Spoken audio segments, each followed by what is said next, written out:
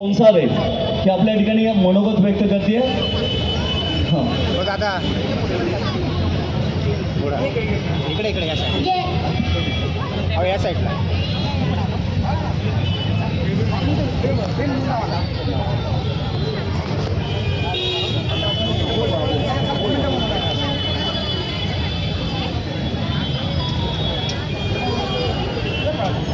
जय भीम. ओळख भारतीय संविधानाची आपली नैतिक जबाबदारी आहे.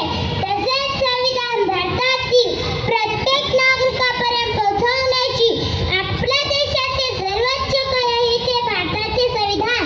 माझ्या मते जर सर्वात चांगला जो ग्रंथ आहे तो संविधान, जो की समता, बंधुता आणि स्वातंत्र्य याची शिकवण देतो.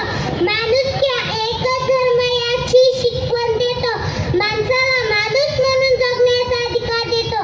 तर चला जाणून घेऊया संविधान म्हणजे काय.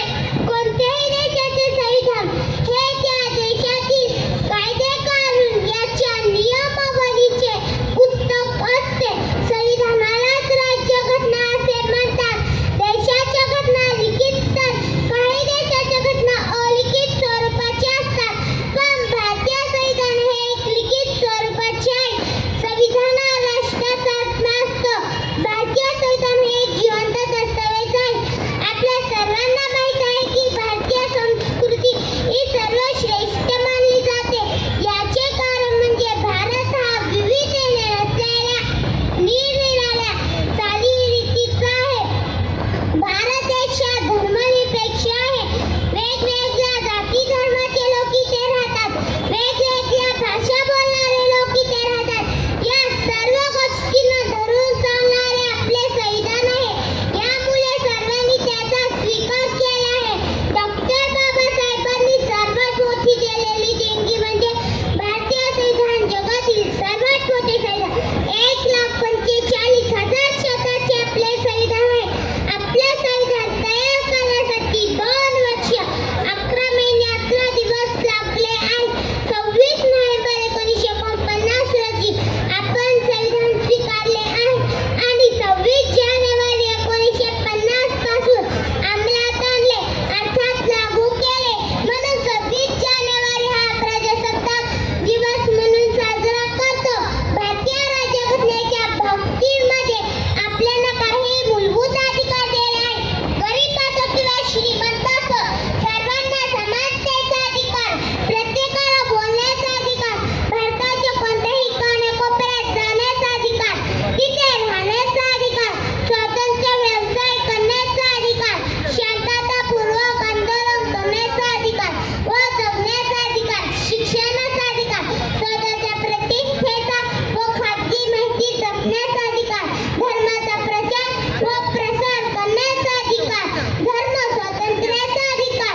प्रत्येक नागरिकाला कमीत कमी आपले अधिकार माहीत असणे गरजेचे आहे. शेवटी मी एवढंच म्हणेन, बाबासाहेबांचे योगदान, भारताचे संविधान.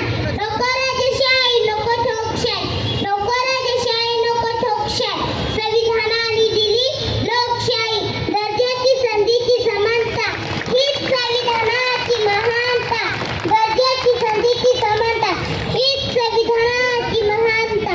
भारतीय संविधानाचा जय हो. परमपूज्य बोधिसत्व विश्वरत्न भारतरत्न डॉक्टर बाबासाहेब आंबेडकरांचा जय हो. भारतीय संविधानाचा जय हो. जय भीम. जोरात टाळ्यांच्या गजरामध्ये अभिनंदन करूयात आदितीचं. तिचा सन्मान आमचे युवा नेते तानाजी ताकरे यांनी करावा. आपण आदितीचं पुन्हा एकदा जोरात टाळ्यांच्या गजरामध्ये अभिनंदन करूयात. आदिती मिलिंद संसारे, वडील आलेत का? धन्यवाद मिलिंदजी, खूप छान. तुमचं सर्वांचे मनपूर्वक अभिनंदन. असू देत, असू दे. आपल्या भागातील आदितीचा या ठिकाणी सन्मान झालेला आहे आणि यानंतर महाराष्ट्रातील नामवंत गायक मिलिंदजी यांचा संच यापुढे चालू होतो.